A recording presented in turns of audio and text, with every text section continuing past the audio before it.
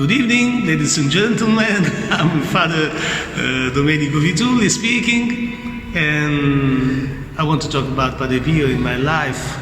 I hope you can enjoy this evening with me. When I was a child, I would fall down continuously, and doctors were at a loss to explain what was going on. 5 or 6 times a day, I fell into a faint, so my mother told me. A doctor said to my mother, "Your son is to get idiot." You can figure out how my mother felt.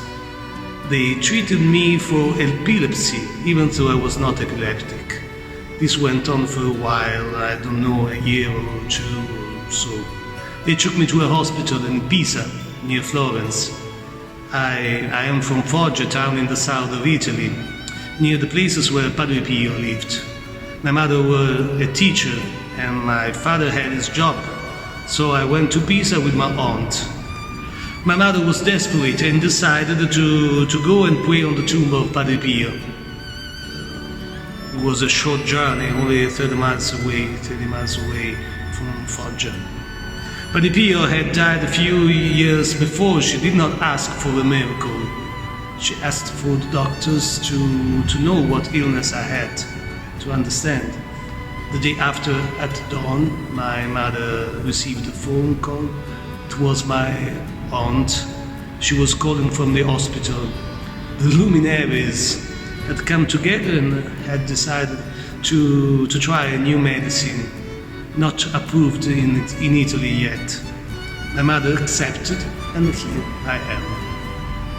I cannot say it was a miracle, one of those miracles they declare you're saint for, but it was important to me, you can see. Padre Pio is father, a daddy, I should say, as Jesus is.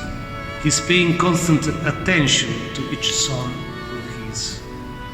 There is a very interesting story. An elderly woman went to ask for a grace to Padre Pio. "Father, kill my cow." Padre Pio smiled and said, "Yes, definitely." The guardian father of the convent, the commander-in-chief in Franciscan convents, laughed and said to Padre Pio, "Now you have to kill cows too." Padre Pio replied unexpectedly, "You don't understand that this cow is all she has got. She gets milk and does not starve." The cow was healed. Amazing. Every life is different. Every person needs different cures. When I was a young boy, I went to Rome. I studied at university, literature.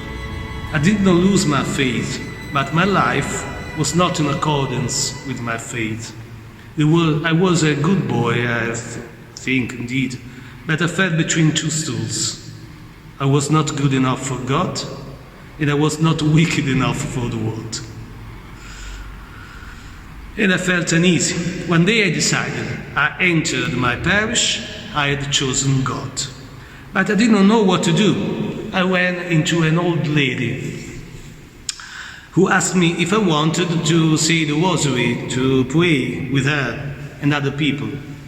It was a Padre Pio group, Padre Pio prayer group. Padre Pio had seized me again. It was a new start. I still needed that my sins were washed away through, and I was brought to a spiritual son of Padre Pio, Father Pierino Galeone, an elderly parish priest. He could see through my soul.